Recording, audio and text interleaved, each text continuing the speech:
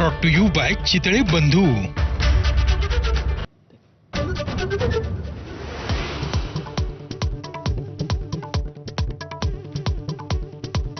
2024च्या विधानसभा प्रचारादरम्यान अनिल देशमुखांवरचा हल्ला खोटा, पोलीस आणि फॉरेन्सिक तपासात माहिती समोर, तर नागपूर पोलिसांकडून न्यायालयात बी फायनल रिपोर्ट सादर.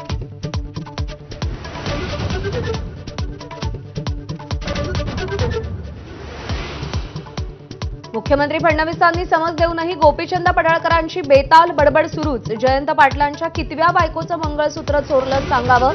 सांगलीतल्या मेळाव्यात पडळकरांची जीभ घसरली.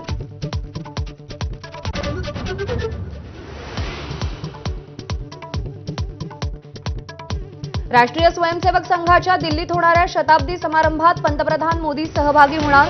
विशेष टपाल तिकीट आणि नाणं जारी करणार.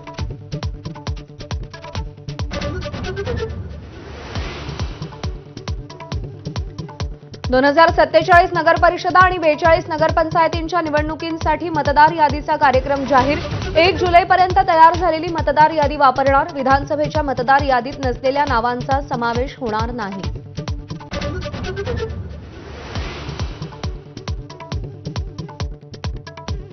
लाडकी बहीण योजनेतील बोगस लाभार्थी शोधण्यासाठी आता ई-केवायसी. केवळ लाभार्थी महिलेचीच नाही तर लग्न झालं असल्यास पतीची, अन्यथा वडिलांचीही ई-केवायसी करावी लागणार.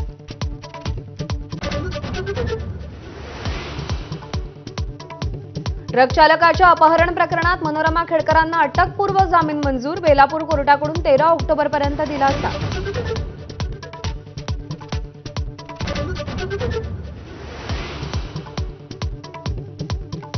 देवीच्या मिरवणुकीवरून हिंगोलीत वेलतुरा गावात 2 गटात तुफान राडा. लाठ्याकाठ्या आणि दगडफेक करत हाणामारी.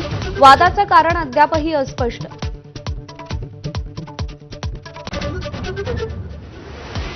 महाराष्ट्रातील अतिवृष्टीचा सण उत्सवांनाही फटका. झेंडूचं मोठं नुकसान.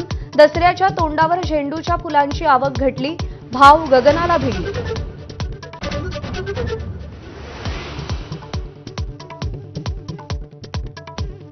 आशियाई क्रिकेट परिषदेच्या ऑनलाईन बैठकीतून बीसीसीआयच्या आशिष शेलार, राजीव शुक्लांचा सभात्याग. मोहसिन नक्वींनी आशिया चषकाच्या ट्रॉफीबाबत स्पष्टता न दिल्यानं बहिष्कार.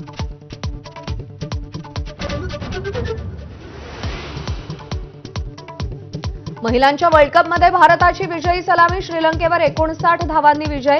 दीप्ती शर्मा आणि अमनजोत कौर यांची चमकदार कामगिरी.